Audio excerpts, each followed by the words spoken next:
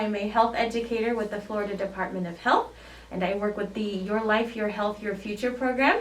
Today I have a very special guest. This is Debbie, who works with CAN Community Health, and she is here to talk with us a little bit about her role at CAN.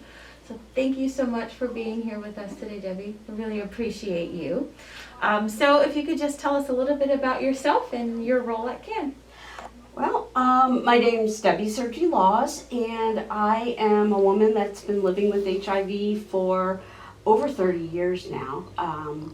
I work at CAN. I kind of have a couple roles. I'm a medical peer navigator, team lead, and I am also the coordinator of the Speakers Bureau, and that's a big connection with the health department and us, because we kind of work side by side in going out to educate the students. I've been with CAN for over 20 years, and it's a passion of mine to support and educate those with HIV and in our community. Wow, that's awesome. Been with CAN for quite a while. Thank you so much. Yes.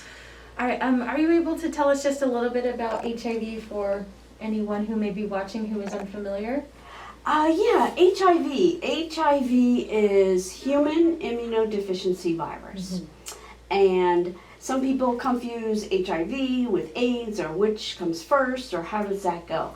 HIV is actually the virus that, with progression and with damage to the immune system, persons can progress to the damage of the immune system, causing AIDS, which is acquired immune deficiency syndrome. That occurs only when there's enough damage to the immune system that it can no longer fight infection. And that's when someone with the diagnosis of AIDS can become very sick, and it can be deadly. We now have multiple means of treatment, and we are much more educated and aware that if we treat with medications and start early in someone's diagnosis, we can not even have people get to that part of the process. They can live a very long, healthy life with HIV and not ever progress to the damage of the immune system, which is considered AIDS diagnosis. Right. So much different than many years ago, when we did not know how or what to do to control this virus from damaging the immune system. Now we know what needs to be done, how to do it, and how to manage the potential side effects of medications. So it's come a long way. Oh, 100%. Long way. Absolutely. I mean, just the fact that I'm still here after my diagnosis in 1989 is it's contributed to the fact that I've lived throughout the scientific process of understanding and learning and how to protect someone's immune system so that they can live healthy and long lives. Yeah, absolutely. There's really there's only certain fluids that HIV is transmitted through.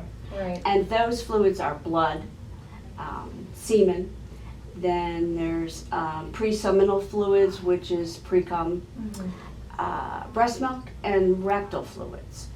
Those fluids have to be present in a human body and then transmitted, exchanged with another human.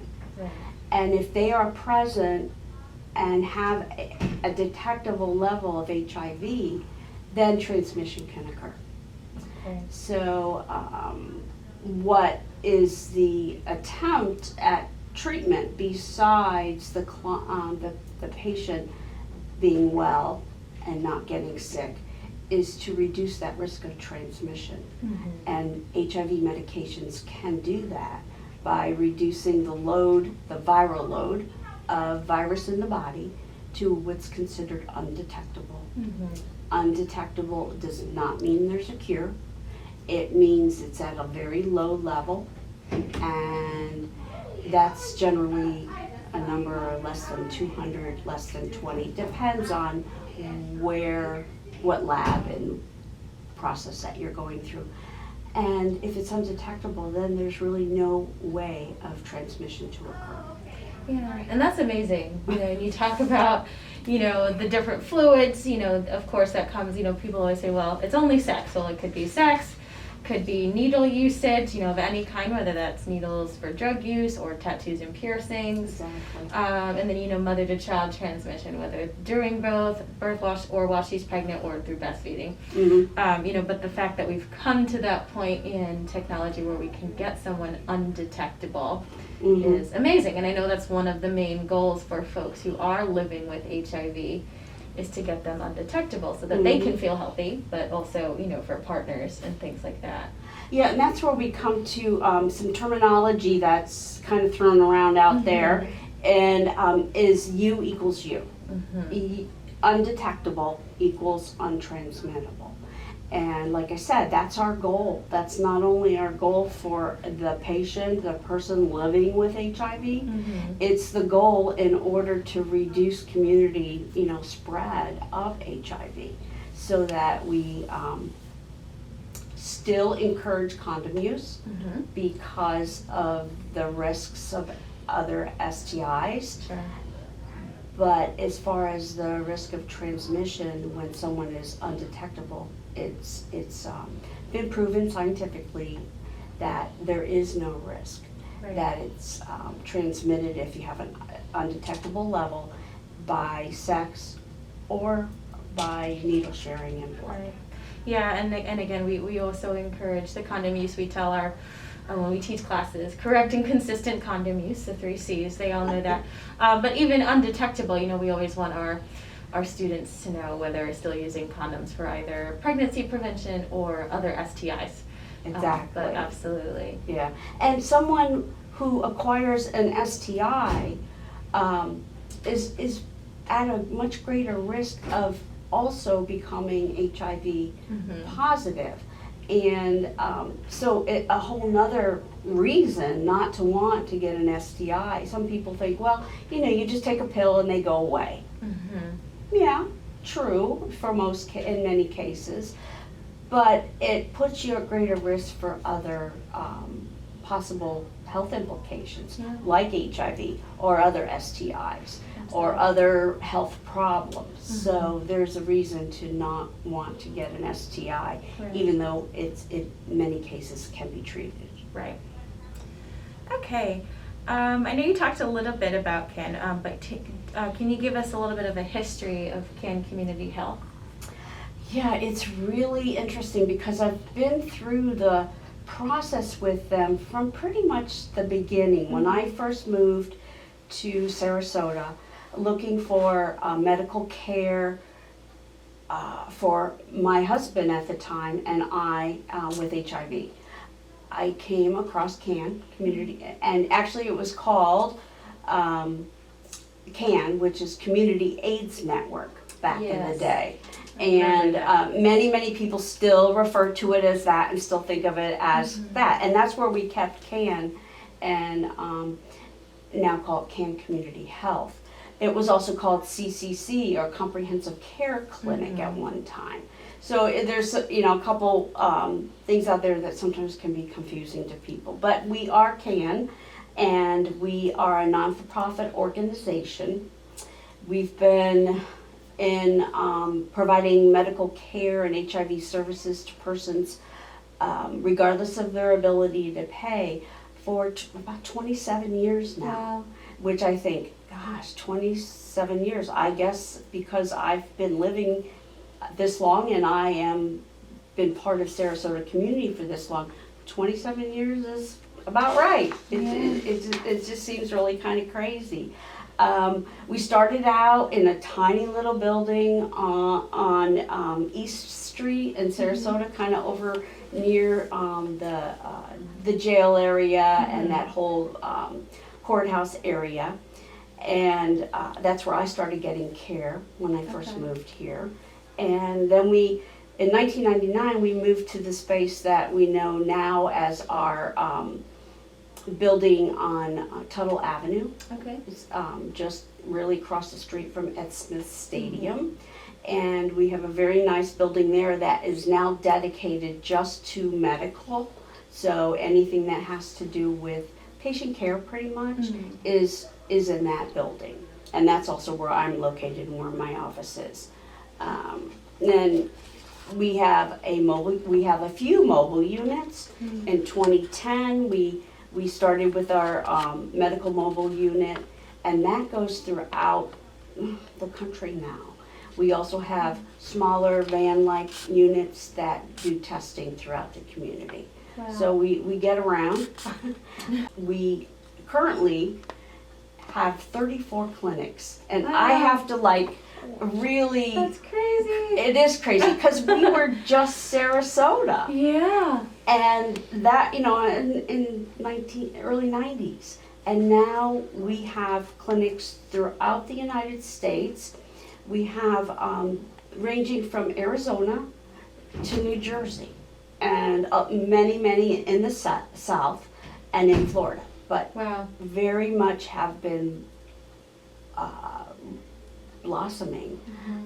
Sometimes I think of that and I think, is that really a good thing that we need this much care and this much of a message? But the reality of it is we do. We do. We you know? do. Yeah, Yeah. 100%. You know, I'm so thankful that we have Ken in the community. You know, as we know, or for those of you who, you know, are not aware, you know, HIV, you know, is an epidemic, you know, and we just want people to be educated on it. I think that's the number one thing of why people become HIV positive is because they don't know how it's transmitted, you know, proper condom usage and things like that. So, yeah, we do need these care centers, if not for treatment, but also the education side that you work with the Speakers Bureau with and the peer navigators and things like that. So, Yeah, absolutely. I mean, it's needed in all aspects of what we have to offer, and it really doesn't matter where you are. Yeah. HIV is there. It's there. Is there. Yeah. Okay, so I know we've talked a little bit about the education side and all of those services, but can you tell us a little bit about the services and other programs that can offer? So either to just a community member and then also for our teens maybe in the community. Yes, well, besides the medical care, which is directed towards HIV care, but we also provide care for persons with hepatitis C, which we now have a cure for. So there is medications for that, and we have been a big part of providing that care and that medication and testing for persons with hepatitis C. We provide dental care. Now, in talking about 34 clinics, not all of them have all the services. We would love to have everyone have everything, but just not the case. So we have dental care on-site at a few of our clinic locations. Sarasota is one of those. We have counseling and therapy.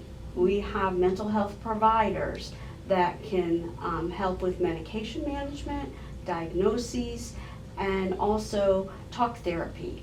And something that is just so needed when someone is living with a chronic long-term illness. And this day and age, I think we all need some therapy, so it doesn't hurt to be able to have someone right in our facility. Now we've been doing a lot of telehealth and phone visits, and we've been able to continue and actually increase our behavioral health options through that. That's amazing. I think that's so full circle. You know, it's not just dropping in to get tested and receive medications if you need it. It's providing that mental health aspect. And I love what you said. I think we all need it, right? I think we need to normalize mental health services because totally, you know, everyone could use, you know, that extra, you know, anything. Yeah. So that's awesome. And that brings me to one of the positions that I have is the medical peer navigator. What that is, and most people don't have a clue, is a peer to others living with HIV. So I'm a peer to other clients that have HIV or other persons that have HIV. Navigating is a very broad term, and there's a reason for that, because what we do is very broad. We have, in most clinics, at least one medical peer navigator. We try to meet with all of the clients and sometimes just to check in, just to see how they're doing. A lot of listening. And what we do as a peer is we are able to share our personal experiences with the client so that they don't feel so alone. They don't feel so stigmatized.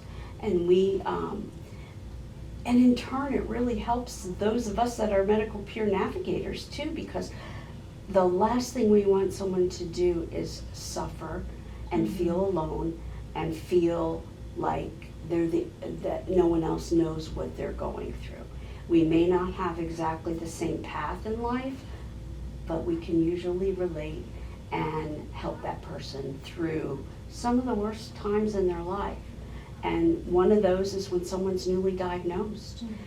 Our process and procedure is to try to connect someone who finds out that they have tested reactive for HIV to next step, meet with a medical peer navigator.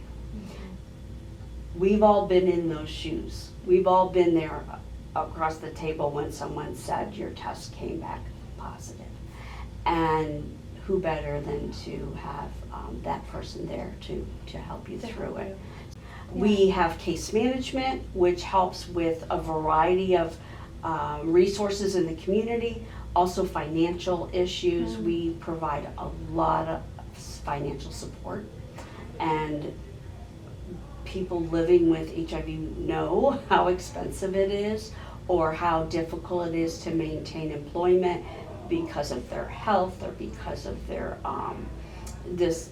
many situations that they need financial assistance and may never had before. Right. So asking for help is something as a peer navigator we try to help people with too, because that can be a hard thing for a lot.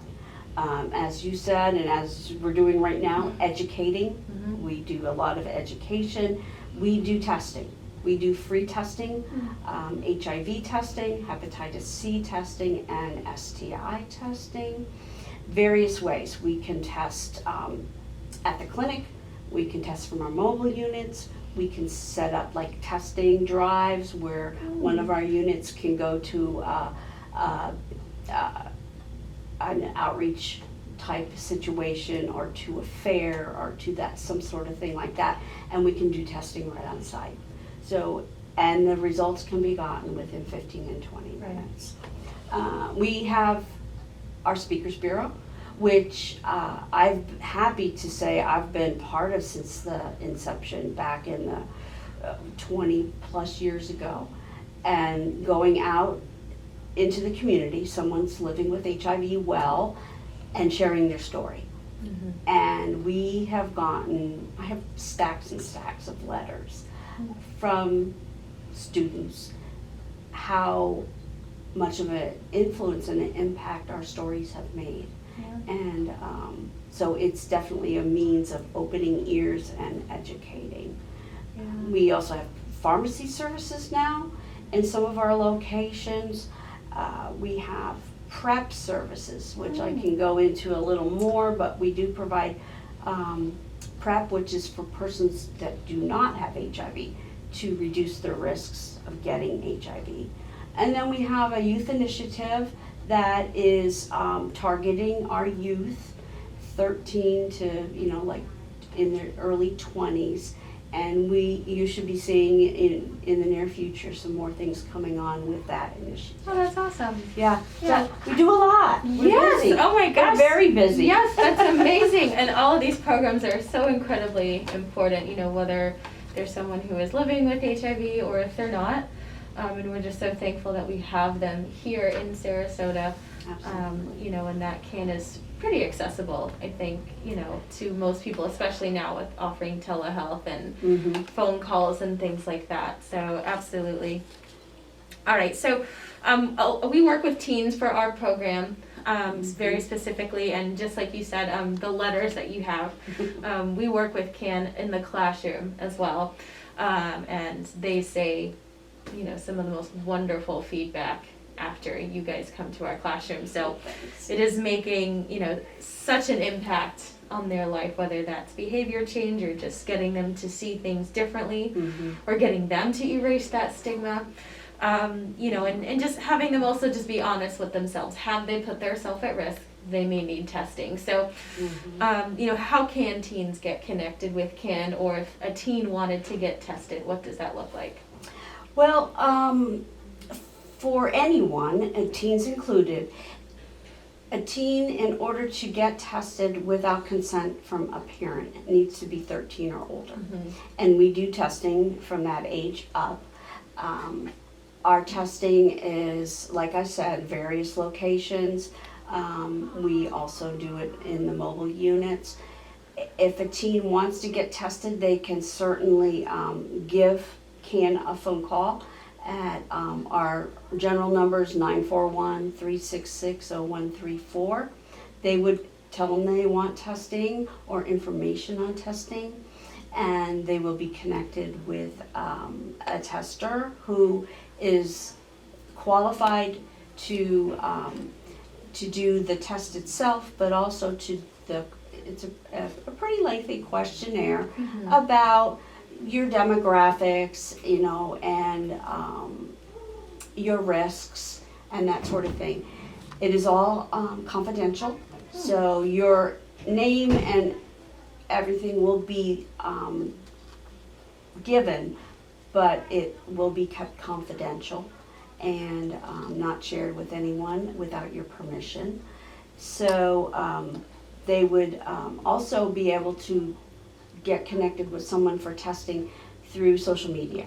We have a Facebook page, we're also on Instagram, and we have a web page.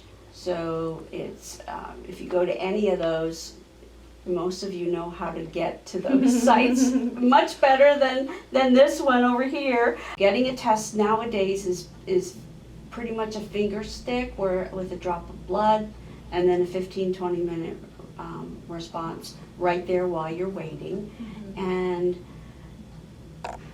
other STDs are tested for in little different manners, and if someone does test positive or reactive with the HIV quick test, then a confirmation by a blood draw is done and sent to the lab in Tallahassee, and then we have backup and confirmation that original test, which is very, very accurate, Right. Is what it is. Okay. And then if a minor tests positive for any of our STIs or HIV, is that still kept confidential with CAN for their adult or parent in their life? How does that work? Because we don't provide medical care to adolescents, we refer them to the health department. Okay. So we send them to you guys to get care. We will do all the legwork and the phone calls and even connect someone with a peer navigator, and sometimes, you know, walk right in and do stuff with them so they're not alone. But because they're not of legal age to get care, any kind of care themselves at that stage, then they would have to have an adult permission from an adult, and then that's when they would be coming here, which then is referred out to pediatric HIV physicians. Okay. So, Thank you. Yeah. But we, like I said, we aren't going to just say, sorry, we don't do this, you go there. We will literally hold hand and go with the teen and be there as a support, help to answer questions, and same thing, be a peer, be Right. that person. That extra support system. Absolutely, because Yeah. nobody can know that feeling. It's still, as long as it's been for me, I can go back to that day sitting in that doctor's office. It's giving me goosebumps right now. When I got my results. And when my husband, who's now deceased, he got his prior to me. That day is February 8th, 1989, and I know exactly where I was and how I felt, and that will never leave me. Yeah, so just providing that support that you maybe wish you had Yes, during that time. absolutely, yeah. With HIV, Florida is among, I think we're number 3 now for new infections of HIV, and our STIs are extremely high as well. Right. And our high risk group are those 13 to 24. So that's all of our middle and high school students that we see. And I think sometimes there's a disconnect of why we should be concerned about these things, especially if we're not sexually active just yet. So can you talk a little bit about why teens should be concerned about HIV and other STIs, or why should it just be something on their radar? Well, I think like many of us, teens or adults, we'd like to believe it can't happen to us. And it's always those people or the other person that it can happen to. But statistically and scientifically speaking, we've had a lot of years now to prove that's not necessarily the case, that we all can be at risk for acquiring HIV. And in fact, but a statistic at like every 9.5 minutes, a teenager receives transmission of HIV. And that's across America. We're not talking globally. We're just talking right here in the U.S. And Florida usually parallels the U.S.'s numbers, Right. or supersedes them. Yeah, exactly. And which is not the good thing. So a quarter, like about 30% or more of new diagnoses of HIV is in the group of persons under 25. So you said 13 to 24-year-olds. They're at this age in control of. No longer is mom and dad holding your hand when you cross the street. So you are making these decisions as an adolescent or a teen. In Sarasota, there's almost 5,000 cases of HIV in the general population, and 1 in 7 persons, and this includes adolescents, is living with HIV and doesn't know it. Wow. And the reason they don't know it, they haven't gotten tested. Because you can have HIV in your system for many, many years and not know anything is going on, not feel anything. And that puts people at peace of mind, and it necessarily shouldn't do that. Yeah. So we have some statistics is like in Florida, more than 25% of teens are sexually active. Almost 10% have had sex with more than 4 partners. Okay. And I'm like, that's teenagers. And I think you need to, as a teen, put yourself in this space and this mindset of, where do I fit in? Are these behaviors that I am part of? 41% who are sexually active have not used a condom with their last sexual intercourse. 41%. Yeah. That's almost like half the people Half the room. that are having Yeah. sex haven't used a condom the last time. And 93-95% of teens haven't used a condom or any form of birth control. So we're not just talking about HIV, we're talking about other life-changing situations such as becoming pregnant or having a child in the teen years. Right. So I think statistically those numbers should really jump out and say, this is something you should be aware of as a teen, and you should really look at your behaviors and choose, and it is a choice, to make changes to be safer. Yeah, 100%. You know, I think it's one of those things where you have to be honest with yourself. What am I doing? You know, that I could, you know, what can I change to make it safer for myself, you know, my future self?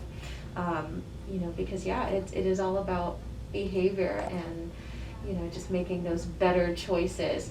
And I think now with the world that we're in with COVID, just look at how quickly a virus can spread and how, and I know it's different because it's a respiratory virus and you can get it by breathing the air, but we know now how HIV can be spread, and people still are taking those risks. And it's a virus. Viruses are very tricky, and they're not, and you are not always symptomatic to know. Right. You don't always feel it. I mean, I know I had no clue there was anything going on in my body. And I'm a registered nurse, and I felt like I was really in tune to my body, and I didn't have a clue anything was wrong. And I think that's so important. A lot of people have that Superman syndrome that you talked about. It'll never happen to me, but HIV does not discriminate. You know, it doesn't matter who you are, how educated you are, or anything. If you are practicing those behaviors, you know, and especially putting yourself at a higher risk, whether that's more partners or condomless sex, you know, you are susceptible and you're at risk. Yes. But I know there is a medication called PrEP. You know, for folks who are not living with HIV as a preventative measure. Yes. So if you could talk to us a little bit about what that looks like, and maybe who would be a client for PrEP, because I know PrEP is not for everybody. Yes. PrEP is kind of new on the HIV/AIDS front, but it is a very important. It can be a very important tool in reducing risk of transmission. PrEP stands for, it's PR, and it's pre, and then exposure is the E, prophylaxis. Prophylaxis means protection. So pre means before you get exposed, protection. That is paramount in helping to reduce the spread of HIV for many people. Not, as you said, not everyone. PrEP is actually a HIV medication that is taken. That medication for now is mostly Truvada. That's a type of medication. It's also used to treat HIV. But science has learned that it will prevent HIV from actually invading the cell and causing someone to be acquire the HIV virus. So PrEP has to be taken daily. PrEP has to be taken consistently like it's supposed to be. Just like any of our HIV medications, it's so important to follow how they are to be taken because they may not work and they may actually cause more harm than good. PrEP is not based upon age. It is based upon weight, though. Someone needs to be at least 70 kilograms, which is about 150 pounds for PrEP. We can have a PrEP clinic and PrEP navigators. And these people are the ones that know it all about PrEP. They will, if someone considers themselves HIV negative, first that has to be proven. They have got to have a test for HIV and it has to come back negative. Then the process will move forward and they will they see one of our physicians. They have a physical, they have blood work because we need to make sure kidney, liver, all that is functioning well, and then they can start them on the once a day regimen, and we see that it can reduce the risk like 94, 92% of the time if taken correctly, for people engaging in high risk sexual encounters. Who's it for? It really, as long as you meet the criteria, that's about you knowing what you do, you knowing what your risks are. And if you feel like you're putting yourself at risk and condoms may not be part of your means of reducing that risk, then maybe this is for you. Sure. Like I said, we don't go by age, and of course there are certain persons that may fit in categories that probably have greater means for PrEP, and that would be men who have sex with men, and those persons that are in a relationship with someone who does have HIV. So you may be HIV without HIV, and that your partner, your person in your life is HIV positive, living with HIV, then that might be a situation that would be recommended that that partner be on PrEP. Okay. So cost of PrEP and means of paying for it, because here we are talking about an expensive medication. We have ways to help defer that cost to little to nothing. Oh, wow. And so that's what our PrEP navigators know and can help navigate the client through. And that way people, that's not a reason for people not to go on PrEP, is because they can't afford it, they don't have insurance, all of that. We work hand in hand with the drug companies and other organizations that help provide PrEP for the community. That's amazing. So Yeah. if someone wanted PrEP, would it be as simple as calling CAN Community Health and scheduling an appointment with one of the PrEP navigators? Yes, they can call the general number. There's also a direct line to a PrEP navigator, and it's at 844-922-2777. Okay. And just questions, just wanting to know some information about PrEP. More than happy to have those kind of calls. Also, social media, we have information on there where you can touch base with someone and get some of your questions or concerns maybe answered or alleviated. Awesome. So yeah, Okay. it's taking that step to ask for information on an illness that carries such a stigma, which still does, is a big, big deal. Right. It's a big step. And I give just great kudos to persons who can do that. We are the only ones that are going to take care of ourselves. Yeah. And we need to make those steps for our well-being. Absolutely. And they're not always easy. And if we can seek out information where we can get support in doing that, and CAN Community Health is definitely a place that has, as I've said, numerous ways of support and education, then make that phone call. Go online, check it out, and if you need and want to, have a friend and somebody with you, go for it. When you get tested, you are basically testing solo, by yourself, because of confidentiality. But someone can go with you and sit in the lobby. Someone can be there when you walk out that door. Right. And making the step is how you can control your destiny. When I found out I had HIV, I didn't know where to turn. And I was so afraid of what people were going to think about me. And we didn't have the internet. And I didn't want anyone to know. So I struggled. And I actually, got the support through a group called the Gay Men's Health Crisis in New York City, in Manhattan. I lived in Virginia. They were there for me. They were my peers. They were far away. We didn't have very much in common.